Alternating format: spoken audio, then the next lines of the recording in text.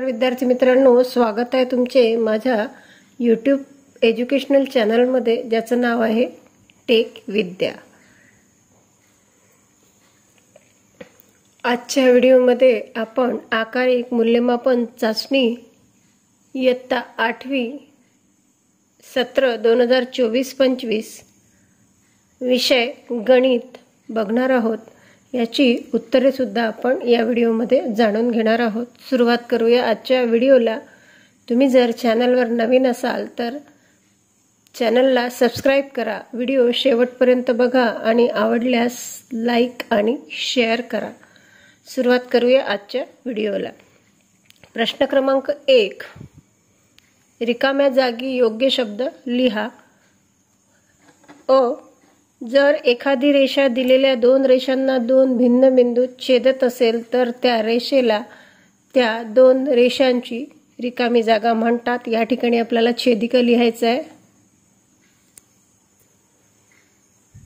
व दोन समांतर रेषांना एका छेदिकेने छेदल्यावर 8 कोन तयार होतात।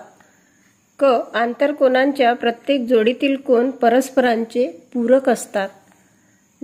त्रिकोणाच्या मध्यगा एकसंपाती असतात। वळूया पुढील प्रश्नाकडे। रिकाम्या जागा भरा। आकृती पाहून आपल्याला या रिकाम्या जागा भरायच्या आहेत। कोन ABC चा J हा मध्यगा संपात बिंदू आहे।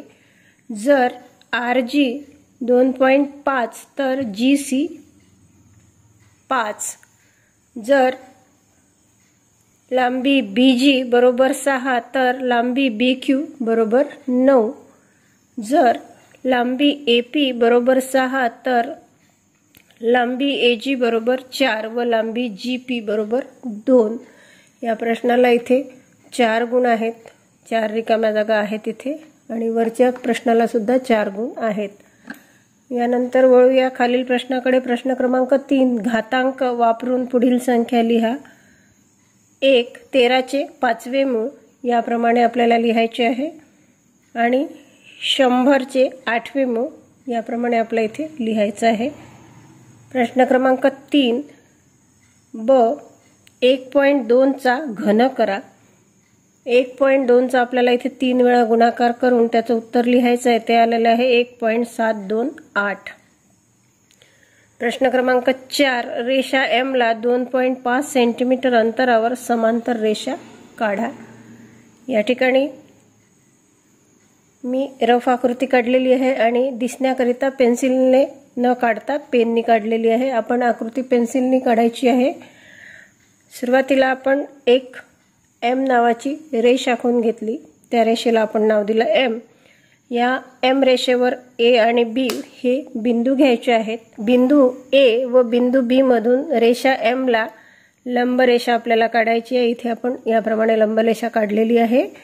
यानंतर त्या रेषांवर AB जे बिंदू आहेत, या A बिंदूपासून आणि B बिंदूपासून 2.5 सेंटीमीटर अंतरावर बिंदू P आणि Q आपण घेतले। हे अंतर आपण मोजून घेतलेले आहे 2.5 आणि या ठिकाणी आपण हे घेतल्यानंतर इथे एक बिंदू P आणि Q तयार झाला।